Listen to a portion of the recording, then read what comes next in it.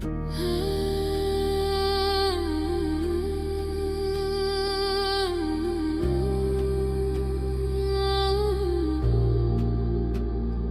house is burning, but we're still sitting in the glow. Phones charged, lights on, pretending we don't know. But the forest is silent, the river's running low, and the flame on our plates is the strongest fire we throw. Put out the fire, put out the fire. Echoes and rise, this is your hour. 7 boundaries broken, the earth pushed past the line. Climate, land, species, fresh water, chemicals, nutrients, oceans in decline. Not danger, disaster in real time. Put out the fire, ooh, put out the fire. Metafoodians rise, this is your power. And here in India, one truth stands the same. Milk is not just milk, dairy feeds the flame. Cows and methane, fields and forests turn to grain. Politics, culture, carbon, all wired to the same chain. Every cup of curd is heat in the air, every block of butter is a forest strip bare. It's not a small habit, it's a planetary affair. Put out the fire, put out the fire. Echoes and rise, this is our hour. Energy fixes half the hurt, Dr. Rao made that clear. But food fixes the other half, the half that's burning here. Change the plate, change the land, change the future's atmosphere. Put out the fire, put out the fire. Metafoodians unite, this is your choir. Every millet, every fruit, every sapseed, every bean is water on the wildfire of a world we've never seen. Every oil-free bite is a river turning clean. This is not perfection, it's direction. Not pressure, but protection. A week of choices can cool a generation. A company's courage can ignite a nation. Put out the fire, ooh, put out the fire. Echoes and rise, this is your hour. Metafoodians unite, Metafoodians ignite, sharing love in the metazone, lighting the path to a cooler home. Put out the fire, ooh, put out the fire. Together we rise, together we inspire.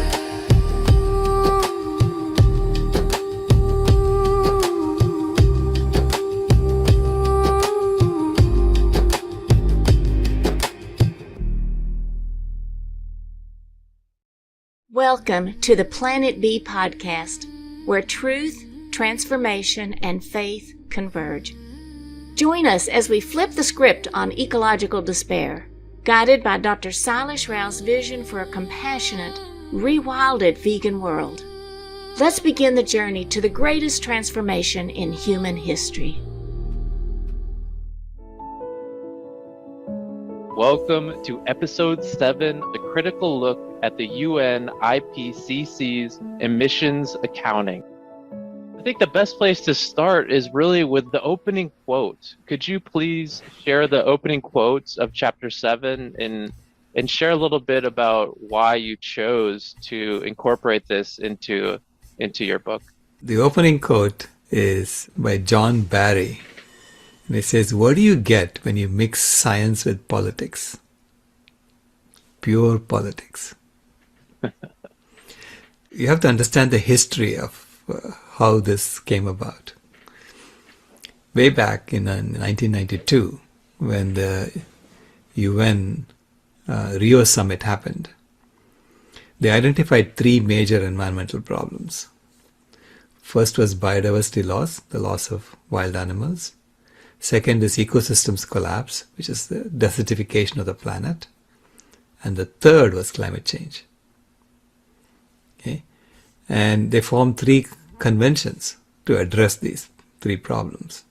The Convention on Biological Diversity, the UN Convention to Combat Desertification, and the third was the UN Framework Convention on Climate Change. Now, the nations that came together to address this, I think by and large they were sincere. Okay? Even the US at that point was sincere, even though the US was the only country that did not sign the Convention on Biological Diversity. Only major country. The other country that did not sign is the Vatican. These two countries still haven't ratified the Convention on Biological Diversity. So it's as if these two nations, the US and the Vatican, have reserved the right to kill off all the wild animals on the planet. Okay, that's what they're saying. And basically, the US took the stance that the American way of life is not negotiable. The scientists came up with a solution that was quite draconian. So it required rationing everything. So it's all within the same system, right? How do you solve the problem within the same system? So they didn't address any of the foundational issues. They just went ahead and said, to solve the problem, you have to do this. And it's quite draconian.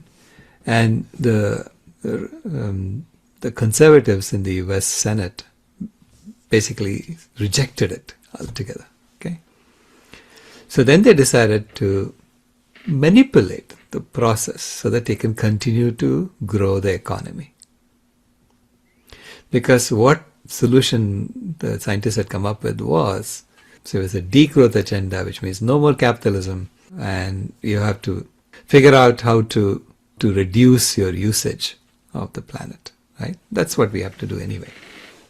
Now, unless you address the foundational issues, which is what I do as a systems engineer, I'm looking at it from a systems angle, and I say you have to address the foundational issues. You have to create a new system based on the correct foundations and make it has to be a solution that's much more appealing to people. Why? It's going to solve the problem. It's going to make all of us healthy. We no longer have to lie to each other, It's no more deception, right? No more deceptions because that's how you collaborate.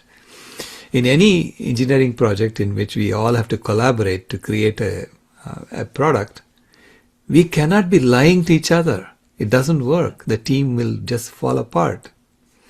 You can't have competition within the team. You can't have one-upmanship within the team. It has to be a complete collaboration to achieve that overall objective. And the same with the planet. You cannot solve planetary scale problems by having competition between nations, by having divisions across societies. We all have to come together as one species to solve the problem and then help the other species along, right? Because they're dying. All right. Yeah, compared to us. So, it's a complete system transformation, but that's not what they wanted to address. They wanted to figure out how to maintain the system.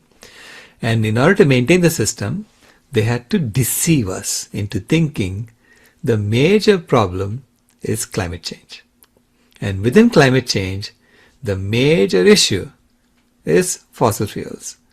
And to solve the fossil fuel issue, you have to grow the economy by creating more electric cars and solar panels and so on.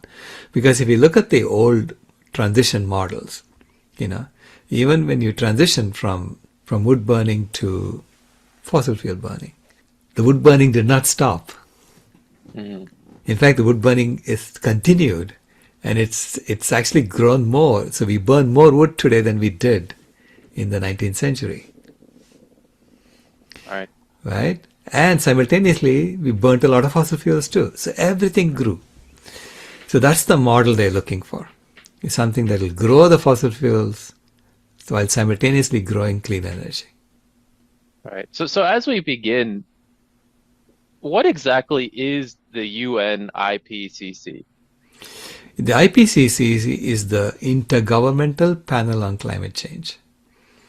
And this was a decision that was made in the late 80s and 90s. How do you study?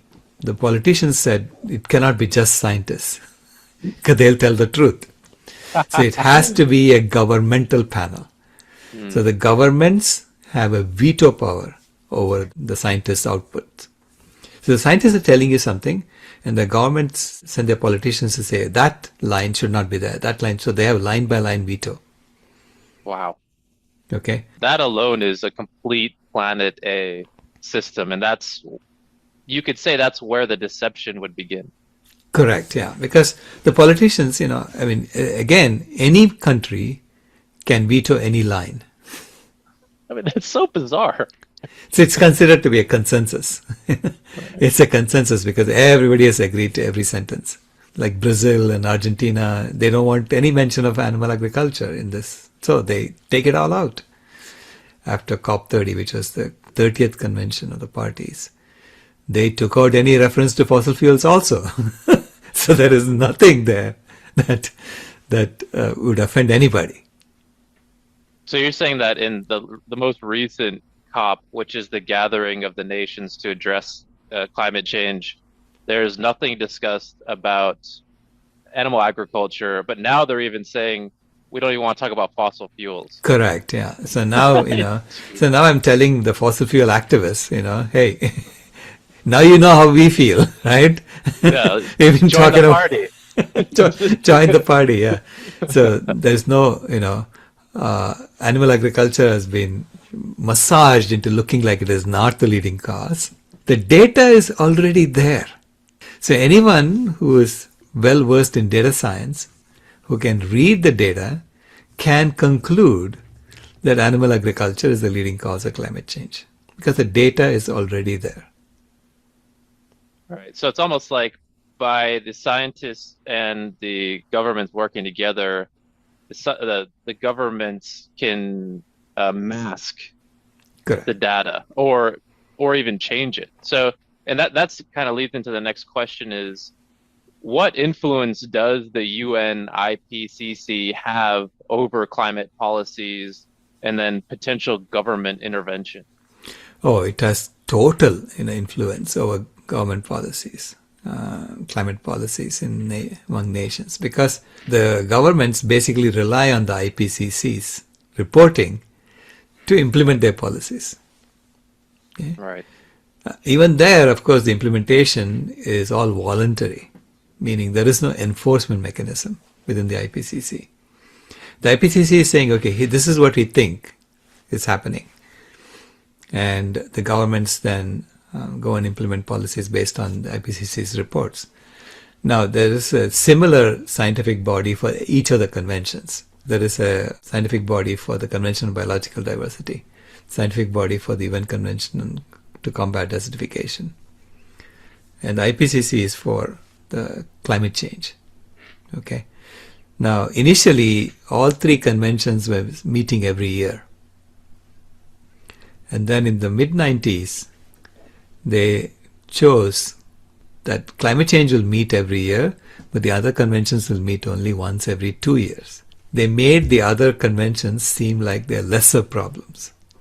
Based on the planetary boundaries, those are much more important. Absolutely. Right. They are the major problems. Climate change is actually number 4 out of the 7. Biodiversity loss is number 1, right? And desertification comes under all of them. It's basically what land use change, water use, all of that comes under desertification. So that's actually worse than even climate change, right? When you put it all together. So climate change to me is the fever that the earth has. And yet it got the most billing, the most attention, because it was being framed as an economic growth story, a green growth story. And The other conventions, the scientists would meet, they would come up with a resolution, and it would be completely ignored because the media paid no attention to it, or very little attention to it. Like the Convention on Biological Diversity said that we are going to halt biodiversity loss by 2010. Here we are. Right? They're going to halt it by 2010. No more biodiversity loss. And the forests are going to grow beyond that. It didn't happen. So 2010 came and went. And then they changed it to 2020.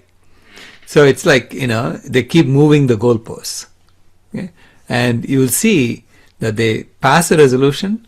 The US did not sign it.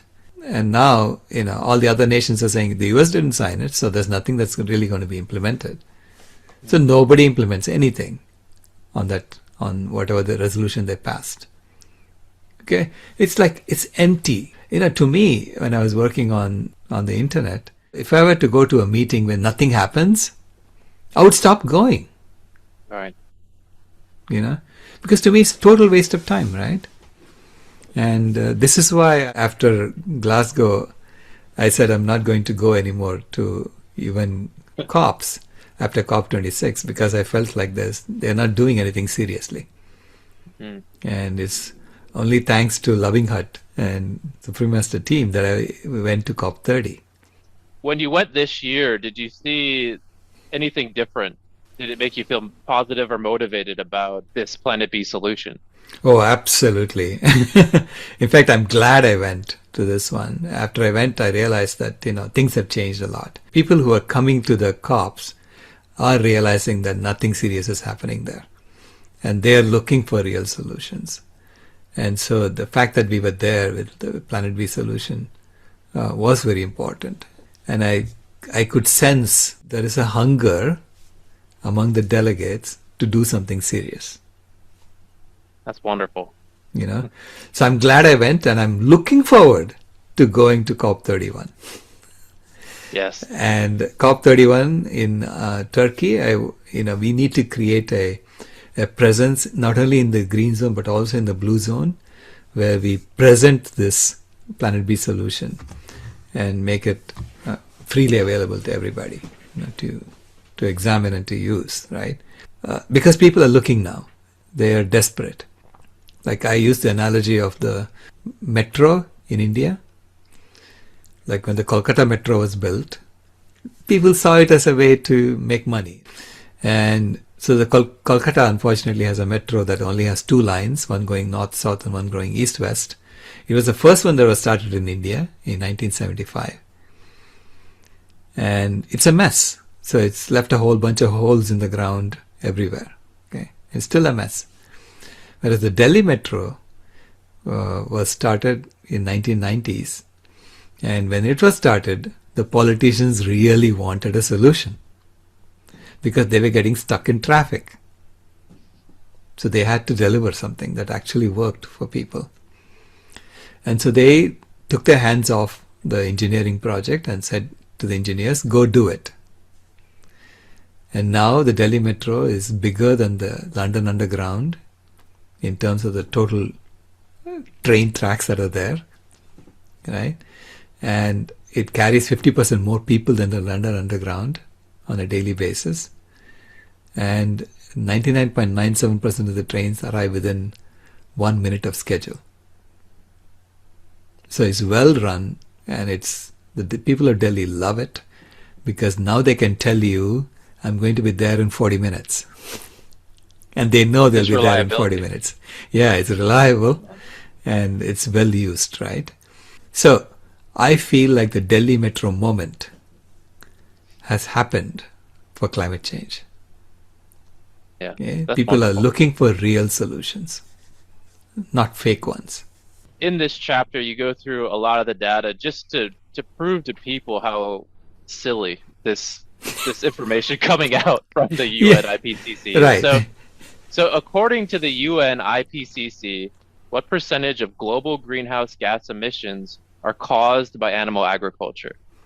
Well, we have to look at what percentage of the emissions or what percentage of the warming is caused by different sectors.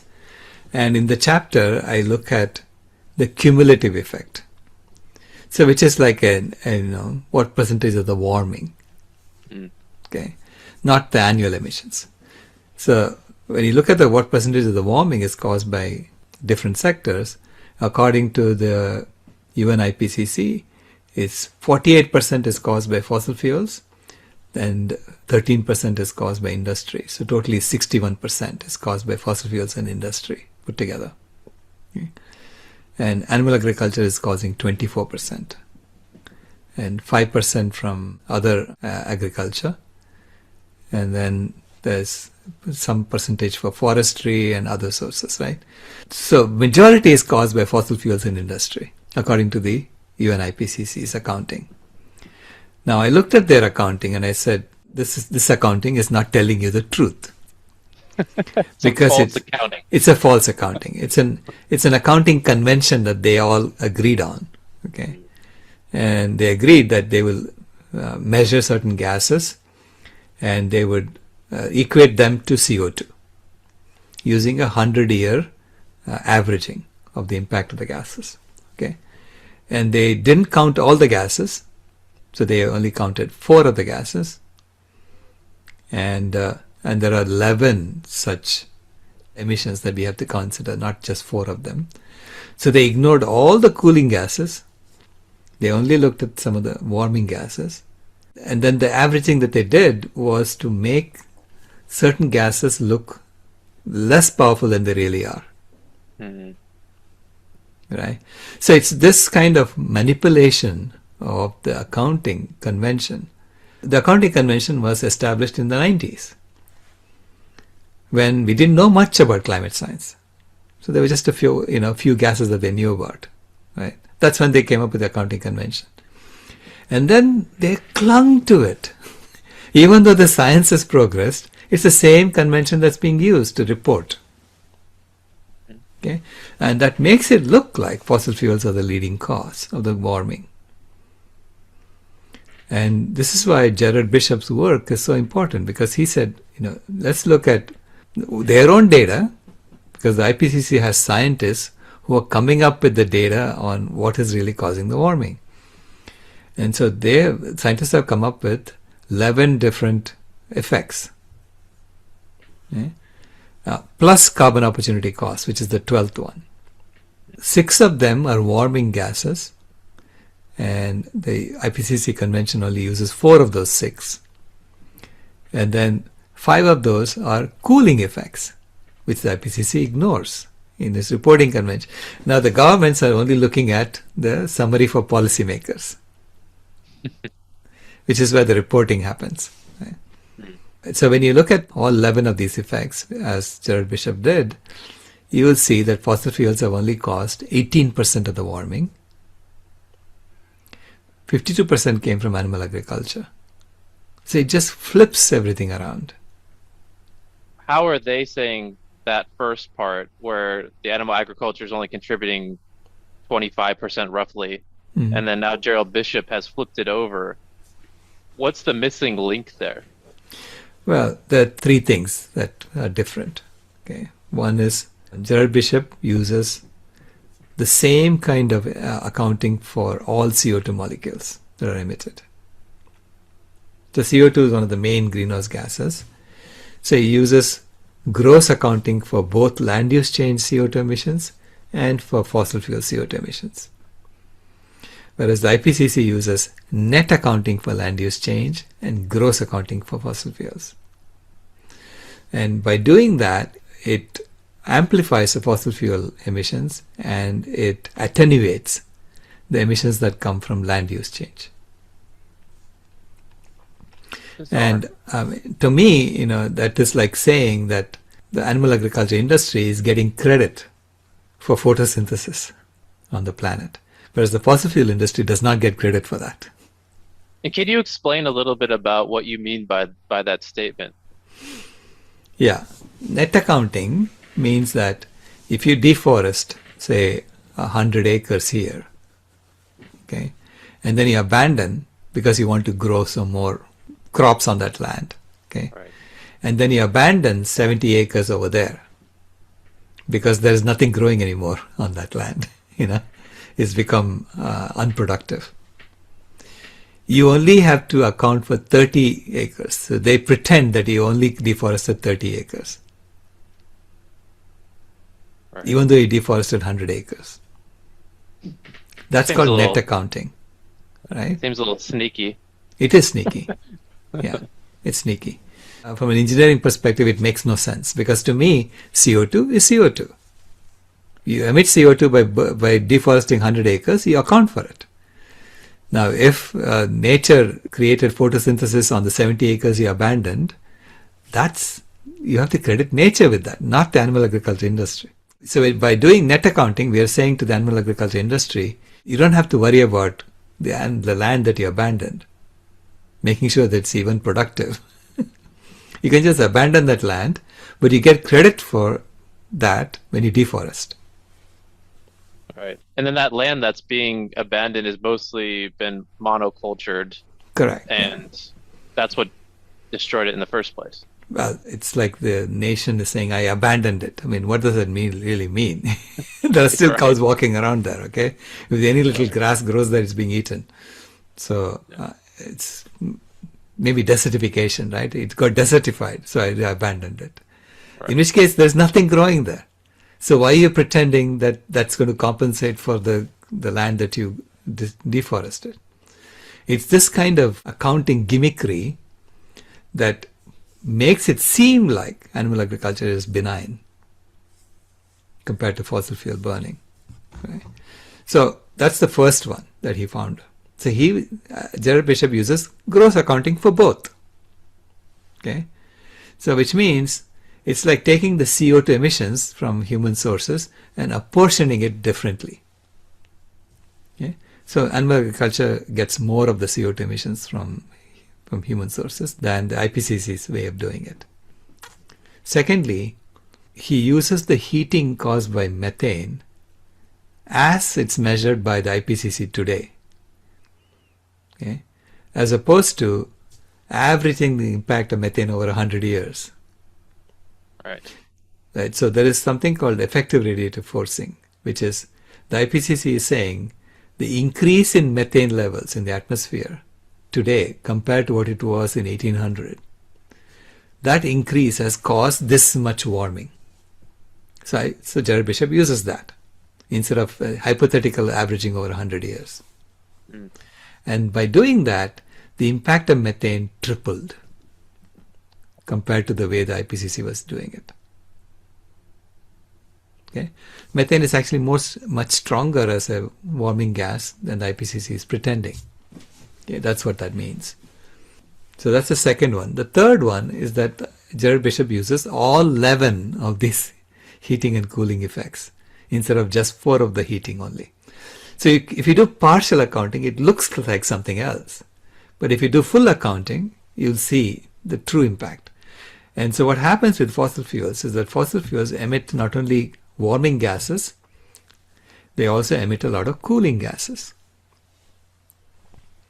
And so the cooling is masking some of the warming caused by fossil fuels. Now this is the Faustian bargain of fossil fuels that Hansen has written about. So it's well known, and yet it's not accounted for in the UN IPCC's conventions. When you take that into account, you realize that fossil fuels have caused a lot of warming, but they've also caused a lot of cooling. And the cooling is masking the warming. Which means that if we stop fossil fuel use today, if I wave a magic wand and eliminate fossil fuels overnight and replace them with solar panels and electric cars, the heating on our planet will increase by anywhere from 50% to 87% within the next 2 to 3 weeks. It's a shocking statement because it's basically, it goes against everything. Well, it's the modern fact. Yeah. Right. It's a fact, right? It's the fact that I'm telling you. That's in the data that the IPCC has already published. Gerard Bishop's paper is based on analyzing the IPCC's own data. So he's pointing out 50%, and then when I add Jim Hansen's update on the CO2 sensitivity, it goes from 50%, it goes to 87%. Right, and I want to get into that too. So you have Joe Bishop's data, but then yours goes all the way to 87. So Right. how is your reporting statistically and accounting for various resources and gases get to that 87%? Well, all I did was to take the spreadsheet that Jared Bishop has in his paper and tweak one parameter.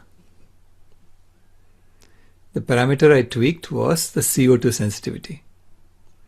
So CO2 sensitivity is, IPCC is using 3 degrees Celsius as CO2 sensitivity. Let me explain what CO2 sensitivity is. If you take a planet, and in a planet Earth, and you keep everything constant, so all the other gases are the same in the atmosphere, and just double the CO2 in the atmosphere, and then you measure how much did the temperature increase at equilibrium. Okay, so that's known as the CO2 doubling sensitivity. It's a parameter that's in every model. And using that, they decide how sensitive the Earth is to CO2 and to all the greenhouse gases. Okay, because effectively what that does is, if it's 3 degrees Celsius in the model, it says, which is what the IPCC average is, 3 degrees Celsius. Then it says that the heating is so much and the cooling is so much. And the cooling is masking some of the heating. And the net heating is what you're seeing. Okay, the net heating stays the same, right? Now, if I increase the CO2 sensitivity, that means the heating, the actual heating is much larger, and the cooling is also much larger. Mm-hmm. Right. And what Hansen pointed out in his paper, Hansen and his colleagues, in again this year, March of this year, is that the CO2 sensitivity that the IPCC has been reporting on is actually undercounting the true CO2 sensitivity of the planet. Based on the 2023 and 2024 warming that we are seeing, it's been unprecedented warming. The last 3 years have been the hottest years ever. If you look at the average over 2023, 2024, and 2025, we've exceeded the 1.5 degrees Celsius limit, right? And it, if you look at the temperature data, these three stick out compared to all the previous years. And they stick out like that because the explanation that Hansen came up with is that it's the International Maritime Organization, I think it's IMO. They reduce the sulfur content of fuels that can be burnt on ships. They put a limit on that. Previously, maritime fuel, you could burn anything you wanted. And people were burning whatever was left over in the refineries. Whatever crude oil you get out of the ground was ultimately all getting burnt or turned into plastic, right? So it's polluted. And so ultimately all getting burnt because whatever was left over in the refineries was being put on ships and burnt there. Now, when the IMO put a restriction on the sulfur content of fuels that can be burnt on ships in the open seas, that reduced the sulfur dioxide emissions over the ocean. And sulfur dioxide is a cooling gas. That's a byproduct of burning fossil fuels.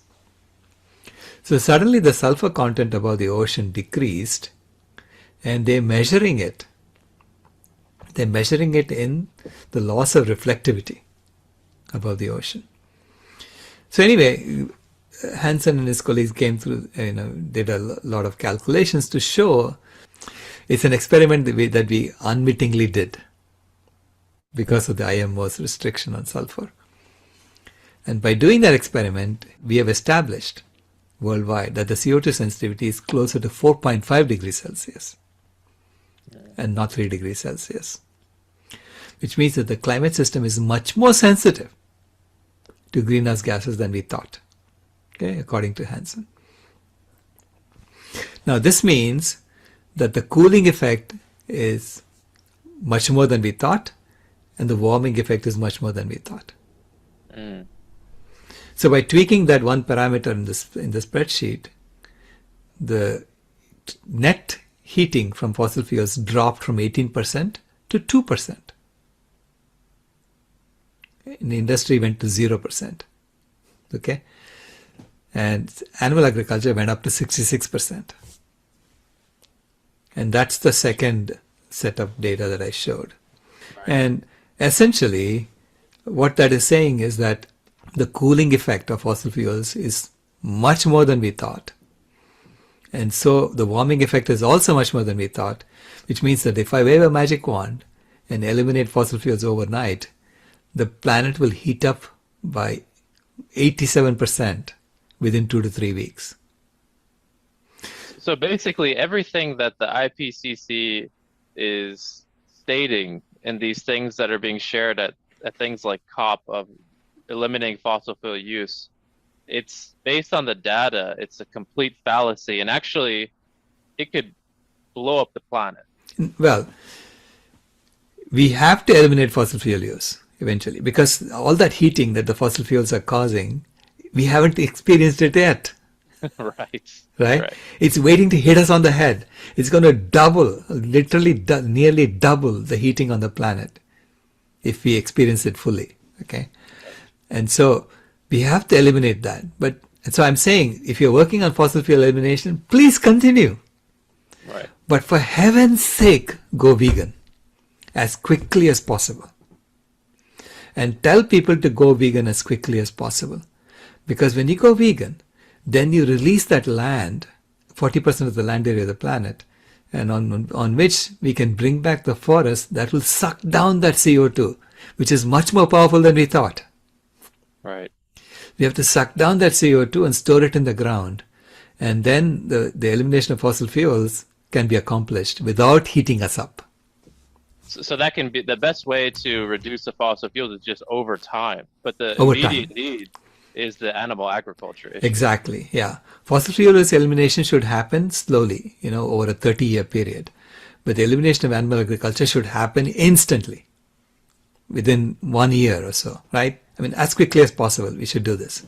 That's the right solution to not only climate change, but to all of the other problems we are facing. That's the right way to solve it from a systems engineering perspective. Okay. Right. So the question now is have you been in contact with the UN IPCC, and what is their response to your data? Well, we have written an open letter to the IPCC. It's published on our website, and a lot of people have signed it, and it's gone to the IPCC. I've sent it to the chairman of the IPCC, and I sent it to a whole bunch of chief scientists at the IPCC. And so they're all aware that we know, So basically, we have to tell them, listen, folks, I mean, you may think we are all stupid, but we understand data too. Some of us can read the data. We understand how to read data. And so we have reaching our own conclusions, and it's being published in papers now. It's not just, one person saying it, right? It's being published in papers now. So pay attention and do the right thing. Tell the public what is really going on. We have to address animal agriculture as quickly as possible. And if you tell the public that, and let them make a decision if they want to do it or not. So the masking has to come off from the government side. Yeah. The masking of the data, massaging the data to make it look like something else. I mean, all this deception has to go, right? It's like, pretending that animal protein is superior. I mean, all this nonsense, right? Protein is protein. This sort of thing. It's like all of this is used to weaponize food, and basically it's for class warfare. Mm. And I'm saying class warfare is over. If we are still going to be engaging in class warfare while trying to solve what's happening on the planet, you will never succeed. That's like having competition within your team when you're trying to accomplish an objective. Right. No, you have to collaborate. We are all one species, so let's work as if we are one species trying to solve the problem. So would you say that that's the solution to overcome this kind of corruption and false data is just to come together? To come together, look at the data together. Let's, and people are publishing it now. So let's figure out what is really the truth. Okay. And I'm pointing out to you that this is my reading of the data. And my reading of the data is saying, go vegan as quickly as possible. Not just climate data, but all the data. Okay. I mean, all 7 planetary boundary transgressions are screaming at me to go vegan as quickly as possible. All right, that's wonderful. If anyone was watching this and maybe had connections with that body, the UN IPCC, what would you say to them? Well, tell the IPCC to change its conventions to report the truth. Right? And I'm sure the governments are going to object, okay? Because right? It's just politics. I mean, it should not really be an intergovernmental panel on climate change. It should be a species level climate change body, science body, right? Not divided according to nations and with politics put in there. All right. And this goes back to what we were talking about in an earlier chapter with the open sourcing. Yeah. I'm grateful to the scientists who have been working on this, right? Because they have been open. They have been trying to publish the data. Okay? And when it comes to the politicians and the vetoing process, that's when the massaging happens. This convention, I'm sure, was not the idea of scientists. This convention was cooked up by some politicians. I'm pretty sure. Right? Who said, let's do it this way. Let's massage it this way so that it looks like it's like that, right? And yeah. Wonderful. So would you like to share just any closing words as we wrap up episode 7? Everything that's there in the chapter is referenced to a peer-reviewed article that you can go and look up the original data. So I'm trying to be as open as possible with the work that we are doing. Yeah? And saying that the data itself is screaming at us to go vegan as quickly as possible. But the good news is there is a solution. There is a planet B. And that's, I think, one of the most important lessons from this chapter. Awesome. Well, thank you so much. Next episode, we're going into chapter 8, which is the worst planetary boundary transgression. So this all ties together. So thank you so much, Dr. Rao, and we'll see you again soon. This has been a podcast from Planet B, where food doesn't come with moral fine print. If you haven't moved here yet, we thank you for visiting.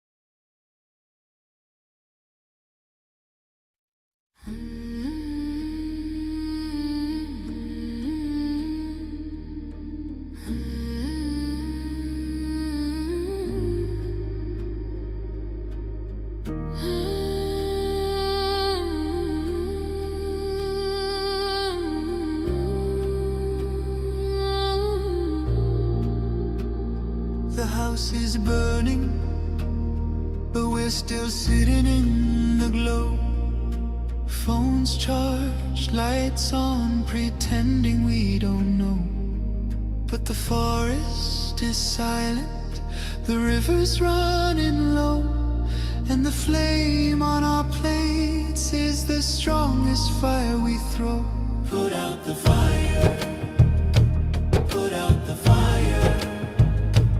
Echoes and rise, this is your hour. 7 boundaries broken, the earth pushed past the line.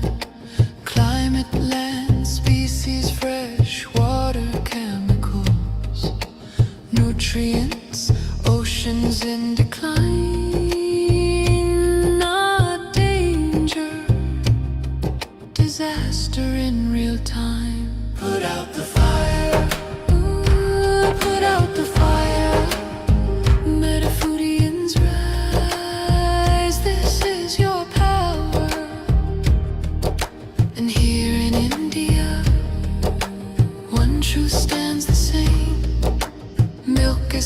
less milk. Dairy feeds the flame. Cows and methane. Fields and forests turn to grain. Politics, culture, carbon, all wired to the same chain. Every cup of curd is heat in the air. Every block of butter is a forest strip bare. It's not a small habit, it's a planetary affair. Put out the fire. Put out the fire. Echoes and rise, this is our hour. Energy fixes half the hurt, Dr. Rao made that clear. But food fixes the other half, the half that's burning here. Change the plate, change the land, change the future's atmosphere. Put out the fire. Put out the fire. Metafoodians unite, this is your choir.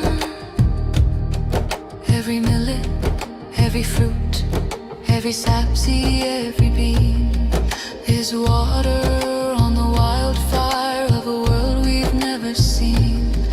Every oil-free bite is a river turning clean. This is not perfection, it's direction. Not pressure, but protection. A week of choices can cool a generation. A company's courage can ignite a nation. Put out the fire. Ooh, put out the fire. Echoes and rise, this is your hour. Metafoodians unite, Metafoodians ignite, sharing